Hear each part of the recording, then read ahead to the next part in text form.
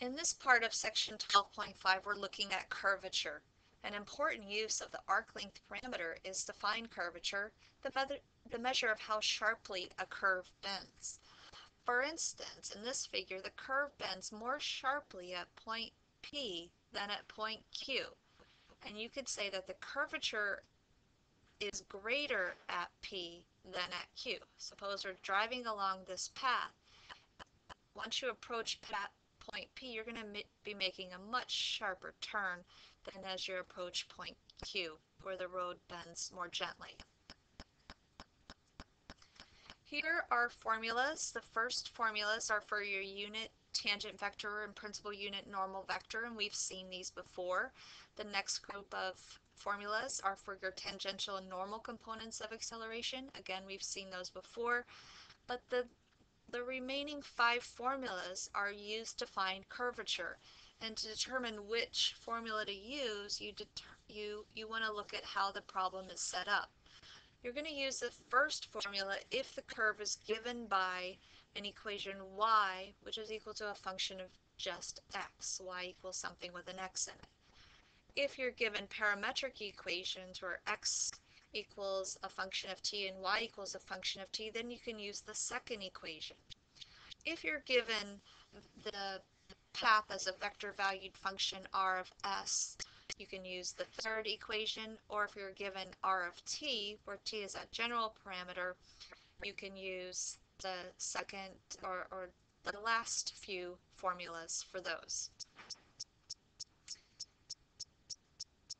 For curvature, the circle of curvature gives you the curvature k at a point P on a curve. Here we have a path C, and we're looking at a point P, and we want to determine a measure of curvature. We can say that measure is K. Well, that K corresponds to a circle that would have the same curvature. And using a compass, you could sketch a circle that lies against the concave side of the curve at point P. If the circle has a radius of r, then you can estimate the curvature to be K equals 1 over r. It's the reciprocal. So in other words, the larger the circle, the smaller the curvature. If you have a very sharp turn, you're going to have a much smaller circle, so you have a greater curvature K. For this example, we're going to find the curvature of the curve given by r of t equals 2ti plus t squared j plus minus 1/3 t cubed k.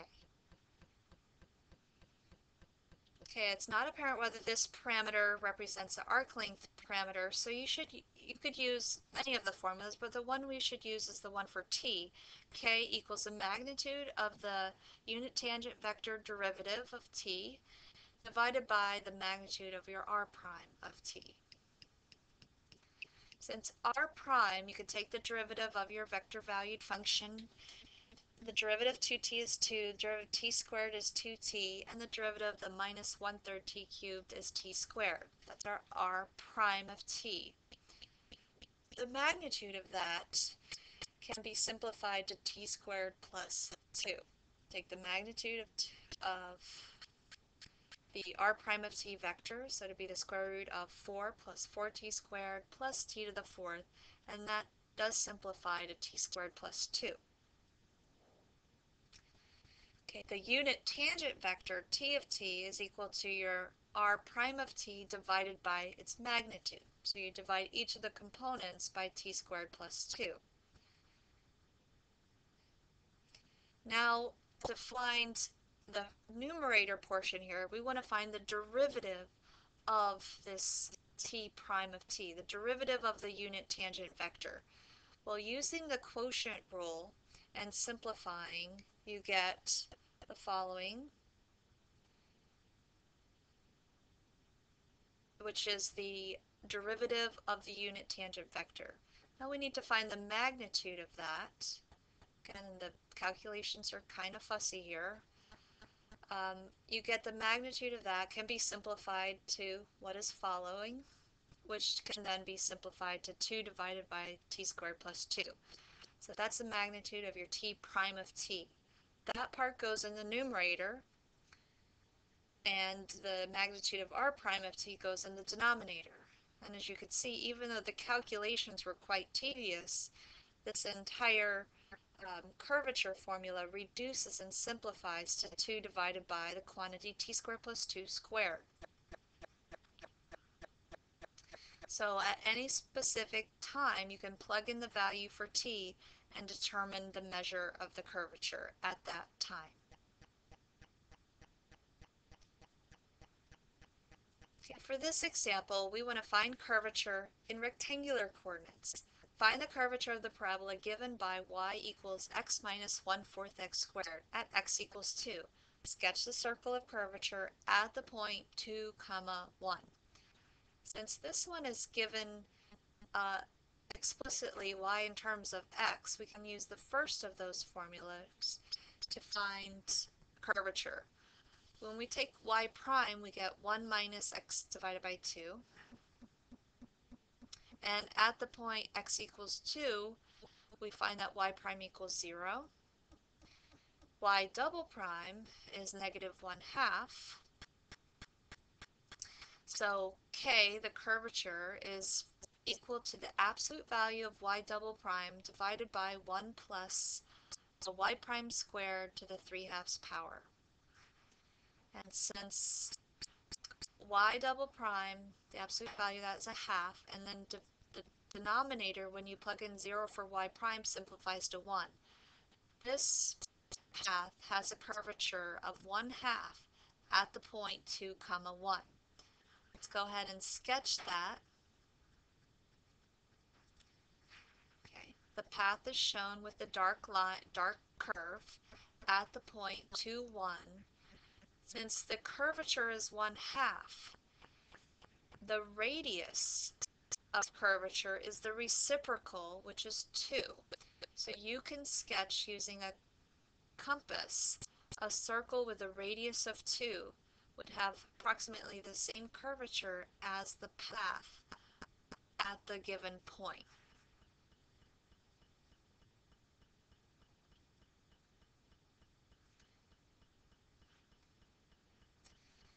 Now for these following problems, I'd like you to find the curvature and the radius of the curvature. You can pause the video and come back and check your solution. For this one, we have r of t equals the vector with components t and t squared for t equals 1. Now here's a hint. You can use this fourth formula, what the first k is equal to the magnitude of t prime of t divided by the magnitude of r prime of t.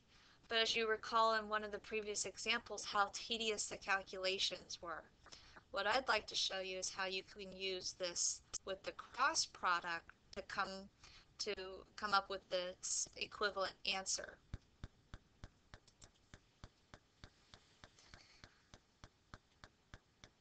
So the formula I'm going to be using is this formula right here. Even though cross product is reserved to vectors in space and our path is given in the plane, we can extend the r of t and r prime and r double prime to have that third component.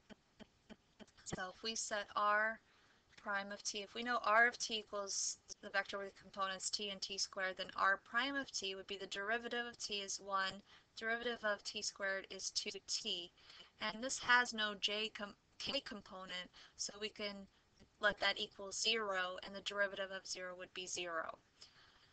We're then going to, this is your r prime of t. Let's go ahead and find r double prime of t, and then we can do the cross product of those. The derivative of 1 is 0, the derivative of 2t is 2, and the derivative of 0 is 0. Now let's go ahead and find r prime cross with r double prime. And we can use the cover-up method. If you find the cross product, the first component is 0, the second component is also 0, and that third component is 2. In the numerator, we're going to find the magnitude of that r prime cross with our double prime. It's the square root of 0 squared plus 0 squared plus 2 squared, or the square root of 4, which is equal to 2. In the denominator, we want to find the magnitude. Oops, I'm sorry, I should not have written it that way. Erase. Do a little erasing here. This should have been the magnitude of r prime with r double prime. The magnitude, not the square root, obviously. Let's go ahead and find the magnitude of your r prime. Since r prime is the vector with components 1, 2t, 0, the magnitude of that would be 1 plus 4t squared, the square root of that. So the curvature formula, we can say k is equal to the magnitude of the cross products, 2, divided by the magnitude of r prime, cubed, would be 1 plus 4t squared, all of that to the third power. So our k, when we plug in the value for t equals 1, we can say at t equals 1, that k would be equal to 2 divided by the 1 plus 4 times 1 squared, that would be the square root of 5 to the third power. 5 to the square root of 5 to the third power can be written as 5 to the 3/2 power. So your k is equal to 2 divided by 5 to the 3/2 power. That means your radius of curvature would be the reciprocal 5 to the 3/2 power divided by 2.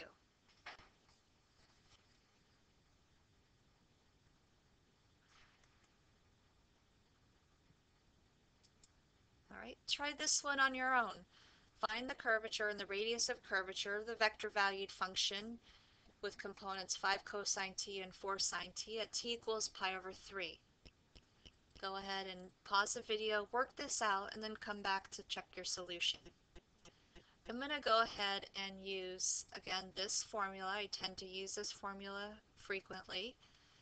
And find r prime, r double prime, and then those cross products in magnitude. The r prime of t is a derivative of 5 cosine t, which is negative 5 sine t. Derivative 4 cosine t is 4 sine t is 4 cosine t. And even though there's not a k component there, I'm going to put 0 so we can use the cross product. We'll find r double prime of t.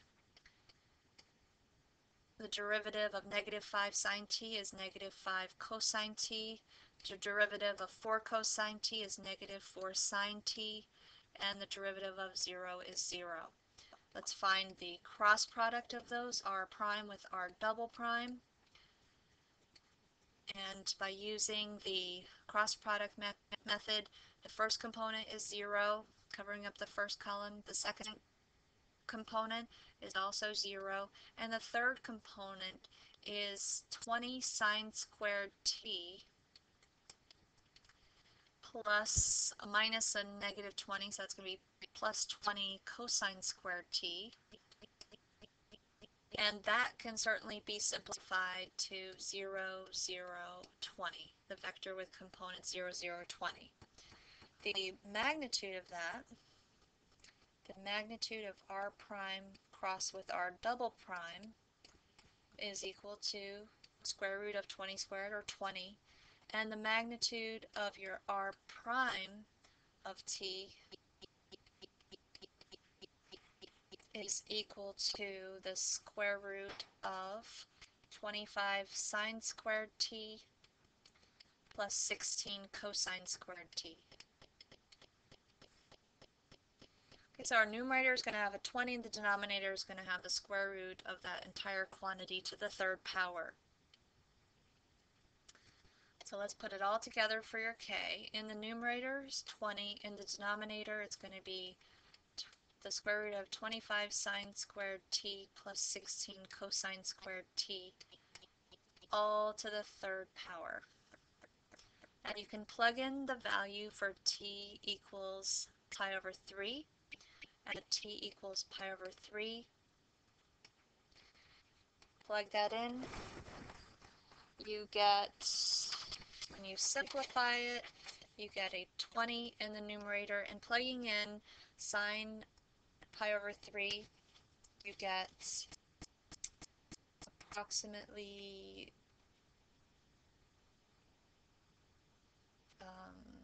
the square root of 22.75, all that to the third power. And then your radius of curvature is going to be the reciprocal of that, the square root of 22.75, all to the third power divided by 20.